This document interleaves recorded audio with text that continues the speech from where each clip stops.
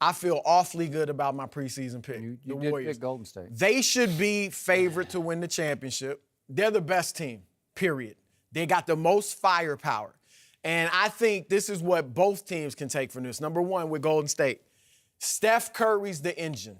All right, Kevin Durant may be the best all-around player, Draymond Green, the inspirational leader, but Steph has got to be aggressive. They can't let him be on the periphery of the offense, even if Durant has it going. Steph has to push the issue, play just like he did last year. Take those crazy shots, get those assists. You know, he has to be the engine. For the Cavaliers, they have got to get back to who they are. They think now they're this finesse, three-point shooting team. They take the second most in the league.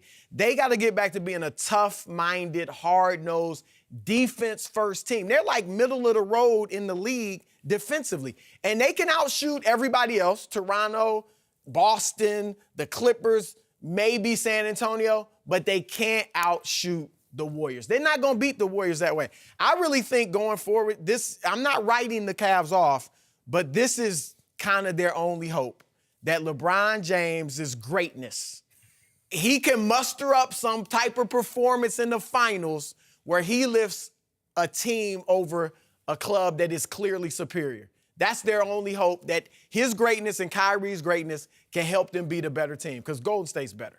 You buying? Yes and no. Yes and no. I feel like Golden State did exactly what they were supposed to do, but I feel like Cleveland shouldn't take that, no personally than they did last year. I think Cleveland has a situation in what they do right now to where they're in their mode of, I don't want to say coasting to get to where they need to be, but they're just locked in their mode. You know what I mean? They go through the season, they win games that they feel that need to be, I want to say statements, a la Christmas and things like that. Like last night, I don't feel maybe it was a statement, but I also feel like Golden State definitely did what they were supposed to do last night as far as their confidence. I think if they had a loss last night, I think that would have rattled them a little bit. But, they showed up and showed out. And like he said, it has to go through Steph. It has to. He has to push the ball. He has to control the game from his tempo, but also allow Durant to be the person that he needs to be, but definitely through Curry's tempo. It's really hard for me to judge the Cavaliers because as soon as the big three start to play really well together, one of the three gets injured. You see Kevin Love was playing, he was averaging 23 and 11. Yeah. Then he gets sick.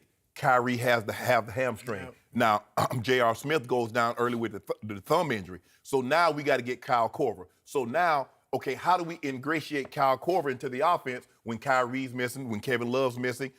They don't have a big. Birdman goes down. The only big you really have is Tristan Thompson, because when he goes out, you bring in Channing Frye. Exactly. Now, Channing Frye is only at an advantage if the guy that's covering him can't punish him down low, because now you give up size in the rebounding department, the block shot department, and so if he's not hitting his threes, now you're at a disadvantage because now you just got guys that's offensively based. Yep. LeBron can't cover everybody. We know what Kyrie is. Kyle Korver, bless his heart, he tries, but he's deficiently challenged. And so until you can find a rotation, because how do you go now? Now Shump's in the starting lineup. Do you put Shump back on the bench and start Kyle Korver?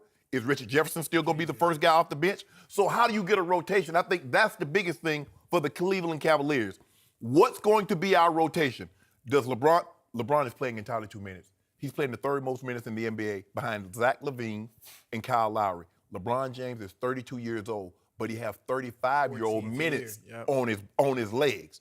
That's too many minutes, Skip, but that just goes to show you. This is why everybody says LeBron James should be the MVP every year, because if without him, they're like a 7th seed. So why was he left in the game last night until 7 minutes remained in a game that was 35, 36-point lead?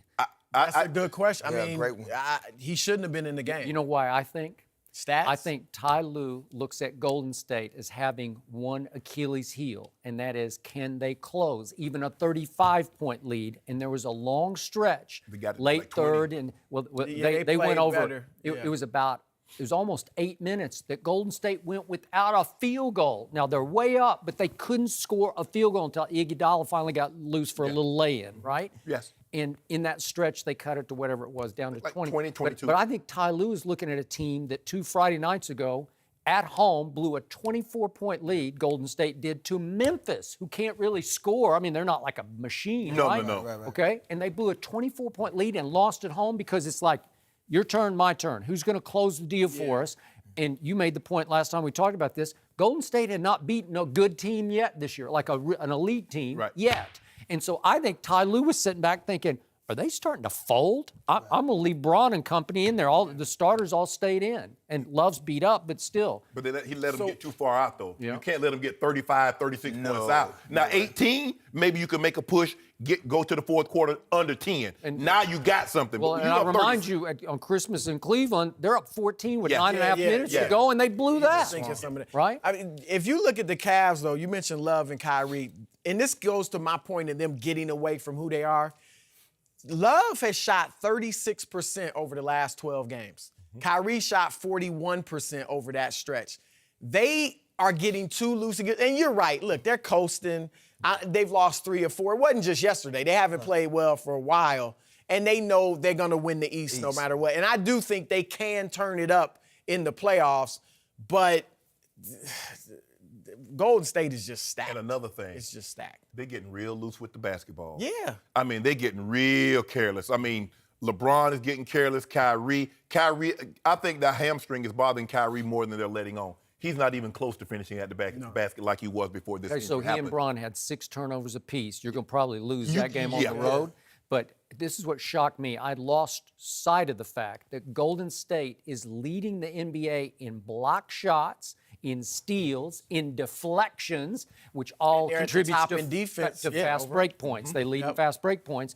And I got to give Kevin Durant a shout out today because I did not think he was capable. I said before the year, he's going to have to play some 5 for them because he's their biggest guy. He's their longest guy. Zaza's not that guy. And last night, I thought Kevin Durant was as active and dominating on defense and on the backboards as I've ever seen him. Yes, he was cranked for this game, man.